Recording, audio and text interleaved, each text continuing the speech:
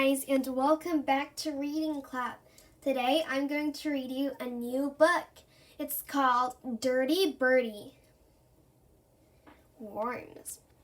Well, this book is divided into 3 sections. It's divided to worms and manners and rubbish. It's 3 different stories, and today I'm going to read you the first story, Worms.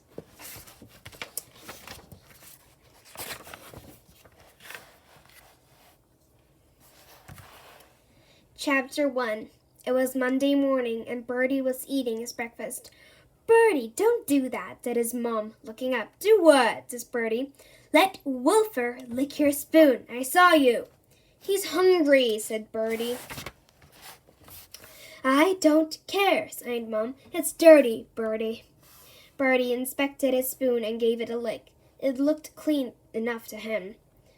Just then he heard the post thudding through the letter racks. He jumped down from the table and skidded into the hall. Bertie hardly ever got a letter, but it didn't stop him checking the post. He sorted through the bundle. Dad, Mom, Dad, boring, boring. Wait! A letter with his name written on it in large, wonky letters. Bertie burst into the kitchen. "I got a letter!" He tore the envelope open. The decorations on the card could only mean one thing: a party. Bertie loved birthday parties. He loved the games, the cake, and the party bags. Last year, he'd had a dog party, and everyone had come as a dog. Bertie had been a bloodhound with Dracula fangs. He had wanted dog biscuits for tea, but his mom had put her foot down. Mom picked up the invitation. "Oh, lovely, Bertie. Angela's invited you to her party." "Angela?" said Bertie. The smile drained from his face. "Not Angela. "Yes, Angela next door." "Bertie's little girlfriend," teased his sister, Susie. Bertie grabbed the invitation and read the message inside. "Please come to my pink birthday party on Friday. Wear something pink. Love and kisses from Angela." Bertie's mouth gaped open. His whole body drooped with disappointment. Angela Nicely lived next door and was almost 6. She had straight blonde hair, rosy cheeks, and large blue eyes. Worst of all, she was in love with Bertie. She followed him round like a shadow. He didn't want to go to Angela's party, and he definitely didn't want to go to any party where you had to dress in pink. Bertie's favorite color was brown. Mud was brown. Fingernails was brown. Poo was brown. Ribbons, bows, and ballet shoes, they were pink. "I don't have to go, do I?" asked Bertie. "Nose, Bertie," said Mom. Bertie removed a finger that had straight up his nose. "Angela's invited you," said Mom. "How do you feel if you invited Angela and she didn't come?" "I feel glad," said Bertie, truthfully. "It's a party, Bertie. You love parties," said Mom. "And you love Angela," taunted Susie. Bertie ignored her. "It'll be terrible. They all want to play princesses. Couldn't you say I've got to go to the dentist?" Mom gave him a look. "That would be a lie, won't it, Bertie?" "Mom, they'll all be girls," moaned Bertie. "I'll be the only boy." "I'm sure it'll be fun. Now I'm late for work." She kissed him and hurried out. Bertie slumped into a chair. A pink party with adoring Angela and her friends. Could anything be worse?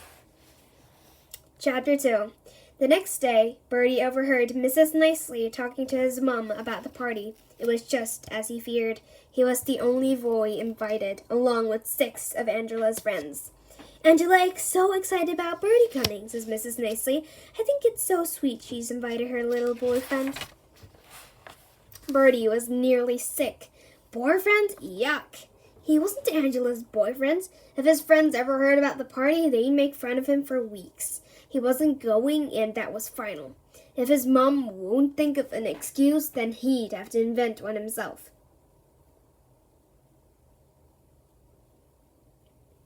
When it came to cunning plans, Bertie was a master.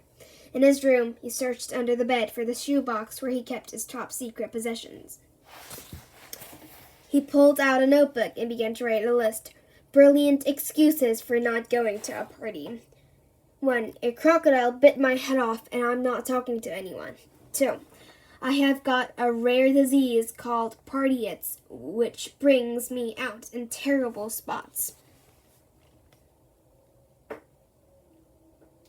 3. I had baked beans for breakfast, lunch, and supper. I think you know what that means. 4. I have lost my memory. What party? Bertie read back through it. Brilliant excuse number 4 would do the trick. Now all he had to do was talk to Angela and convince her. Then he would be off the hook. No stinky pinky party for him. Bertie's chance came on Wednesday lunchtime. He was eating lunch with his friends Darren and Eugene. They were flicking peas at the next table to see if they could land one down the back of Know-It-All Nick's jumper. Know-All Nick's jumper. "Hello, Bertie," says Angela, appearing from nowhere. Bertie looked at her blankly. "Who are you?" he asked. Angela giggled. "You are funny, Bertie. Did you get the invitation? You are coming to my party, aren't you?" Bertie frowned. "Party? What party?" "Silly, you know, my pink party." "Pink party?" hooted Darren. "Bertie's going to a girls' party." Bertie showed him a look. "Sorry, I don't remember any party," he told Angela. "I've lost my memory, you see." "Gosh," said Angela.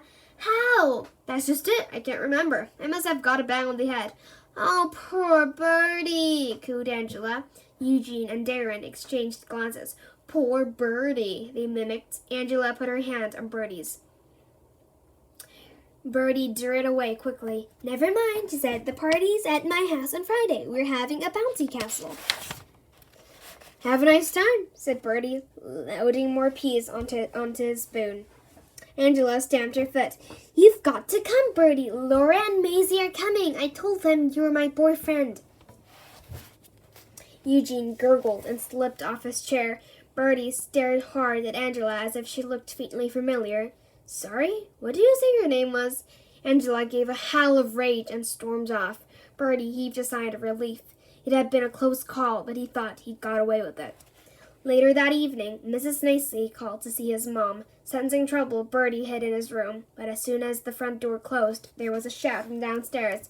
"Bertie! Down here now!" Bertie slunk downstairs. "Right," says Mom. "What's this about losing your memory?" Bertie stared at his feet. Yes, it just seems to keep, going." "Really? So you don't remember Angela's invitation?" Bertie knit his brows. "What invitation?" he asked. Mom folded her arms. "That's a pity, because there's a film you wanted to see at the weekend. I expect you've forgotten that, too?" Bertie hadn't. "Pirates of Blood Island!" he blurted out. He'd been begging to see the film for weeks. "Ah, so your memory is working," said Mom. "I remember some things, but other things I forget." Said Mom. "Well, don't worry, because I've marked the party on the calendar to remind you." She pointed to Friday the 8th. It was ringed in red. "And Bertie?" "Yes?" "I will not forget." Bertie slunk out of the kitchen. He knew when she was beaten. Chapter 3. Thursday sped by. Friday came. After school, Bertie played in his room with his pet earthworm, Arthur. Bertie kept him in a goldfish bowl filled with mud, leaves, and a plastic soldier for company. He was trying to train Arthur to come when he called him. "Arthur! Arthur!" he quacked. "Bertie!" called Mom from downstairs. "Just a minute!" shouted Bertie. He hid the bowl under the bed. His mom didn't exactly know about Arthur yet. A moment later, she poked her head around the door. "Come on, Bertie! You'll be late for the party." "What party?" "That's not going to work," said Mom. But I haven't got a present," said Bertie desperately. Mom held up 2 boxes. "The doll or the face paints?" she said. "Face paints," said Bertie gloomily. He wasn't going to turn up holding a doll. "Oh, and I brought you this to wear." Mom handed him a brand new t-shirt. "Wait," said Bertie. "It's pink. I can't wear that." "Don't be silly, Bertie. It's a pink party. Now hurry up and get ready." She disappeared, leaving him with a pink collar. Bertie retrieved Arthur from under the bed. He held the t-shirt against him and looked in the mirror. "What do you think, Arthur?" he asked. "Yucky or what?" Suddenly, Bertie had the most brilliant brainwave. The invitation said to wear something pink. Well, worms were pink, weren't they? He could go to the party as an earthworm. All he needed was something pink and warmy to wear. Bertie tiptoed into his parents' room. Strictly speaking, he wasn't allowed in there, not since he'd used Mom's favorite perfume to make a stink bomb. Opening the wardrobe, he began to pull out an armful of clothes. Nothing pink there, but then, bingo, on top of the wardrobe, he spotted something. Susie's sleeping bag, the one she was taking to school camp. It was bright pink with a hood that fitted smugly over your head. Perfect for an earthworm. All it needed was the finishing touch. 10 minutes later, Bertie's mom found him in the back garden. "Oh, Bertie, no, Bertie!" she wailed. "What?" said Bertie. "You're filthy. Look at you." Bertie scrambled to his feet and inspected his costume. He was impressively dirty, but that was the whole point of rolling in a flower bed. "Earthworms are meant to be muddy," he explained. "They live underground." "Bertie, I asked you to get ready for the party." "I am. It said to go in pink, so I am. I'm going as an earthworm." Mom looked closer. "What is that?" she said. "It's not Susie's sleeping bag." "It is," beamed Bertie. "It's perfect." The sleeping bag was smeared with mud. It covered Bertie from head to toe with only his grimy face peeping out. Mom sat down heavily on the rockery. "Bertie, you can't go like that." "Why not?" said Bertie. "It's pink. I bet no one else will be going as an earthworm." "No," said Mom wearily. "I doubt if they will." Chapter 4. Angela's front door was festooned with pink balloons. Mom walked up the path with Bertie hopping after her like a giant pink jumping bean and rang the doorbell. Mrs. Nicely came to the door. "Hello," she said, and then, "Oh, good heavens," as her eye fell on Bertie. "I'm an earthworm," Bertie explained. "How, lovely, Bertie," said Mrs. Nicely. "Do come in." Bertie showered clouds of earth onto the carpet as he bounced into the hall. Most of Angela's friends had come as princesses and fairies. The front door was a sea of pink tutus. "You're here, Bertie," says Angela, running up to him. "I'm a fairy. Look, I've got wings." "I'm an earthworm," said Bertie. "I got you a present." An arm emerged from the sleeping bag holding a scarf-free package. Angela tore off the wrapping paper. "Thank you," she thrilled, dropping the face paints on top of her big pile of presents. Bertie gazed at them longingly. "Let's play a game," says Mrs. Lacey.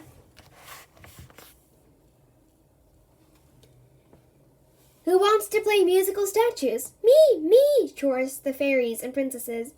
The music played, and they all danced around the room.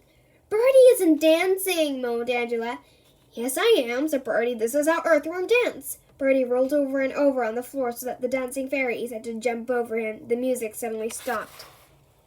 "Statues, everybody! Statues!" cried Mrs. Nicely. The fairies and princesses became wobbling statues, but Bertie, who was feeling a little hot and dizzy, hadn't been listening. He just kept rolling straight into one of the fairies. Laura wobbled and fell onto Angela. Angela wobbled and fell on top of Macy and Claire. Soon all the statues had collapsed in a heap. Bertie rolled to a halt at Mrs. Nicely's feet. "Did I win?" he asked. Tea was pink. Pink biscuits, pink ice cream, and a pink birthday cake in the shape of a heart. Bertie ate worm style by licking things off his plate. "Bertie, please don't start like that," sighed Mrs. Nicely. "Sorry," replied Bertie. "Worms can't help it. They don't know about manners." When tea was over, Mrs. Nicely surveyed the mess on the floor. Most of it had collected under Bertie's chair. "Can we go to the bouncy castle now?" asked Bertie, tugging at her sleeves. "In a minute, Bertie," she said. "Angela, why didn't you all go next door and play with your presents?" Well, Angela's friends played with her little Patty Pony set. Bertie eyed the face paints. Maybe he would just try one? He wriggled an arm out of his sleeping bag and selected a black face paint. He drew on his chin and looked in the mirror. Next, he drew on his cheeks. Perhaps he would turn himself into a vampire or a zombie, or better still, he was so busy that he didn't notice the room had gone quiet. "Oh, Bertie," said Angela. "Ah," says Bertie, "I was just, borrowing them." "What have you done to your face?" "I'm a slug," said Bertie. "You said you were a worm." "Yes, but now I'm a slug. A big, black, slimy slug." He slithered onto the floor, making slimy, sluggy noises. Angela's friends shrieked with delight and ran to hide behind the curtains. Angela peeped out, her eyes shining. "Make me a slug too, Bertie," she pleaded. Mrs. Nicely was still tidying up when the doorbell rang. Thank goodness it was over for another year. She went to answer the door. Bertie's mom stood on the doorstep with 3 other parents. "I do hope Bertie's behaved himself," she said. "Oh, yes," said Mrs. Nicely. "He's such a lively boy." She led them through the back door. "They're all playing in the garden," she said. "Angela's had such a lovely time. They've all been good eyes." Mrs. Nicely stopped in her tracks. 8 children were bouncing on the bouncy castle, but the princesses and fairies who had come to the party had vanished. In their place were ugly green monsters and filthy tutus who looked like they crawled from a swamp. In the middle of them all was Bertie, bouncing and whooping. "Look, Mom," sang Angela, "I'm a creepy caterpillar. Bertie did it." Mrs. Nicely looked at Bertie's mom. The other parents looked at Bertie's mom. Bertie's mom looked at Bertie. "What?" said Bertie. Back in his room, Bertie was glad to reunite with Arthur. Glad to be reunited with Arthur. Personally, he couldn't see why everyone had made such a fuss. What was the point of giving someone face paints if they weren't allowed to use them? Anyway, he told Arthur with a smile, "I don't think they'll be inviting me next year." He considered that really the party hadn't turned out so badly. He felt in his pocket and brought out something pink and sticky. "Look, Arthur," he said, "I saved you some cake." Well, that's the end of this channel. If you liked it, please click many likes and subscribe Reading Club. I'll come back later with a new and improved channel. Bye, guys!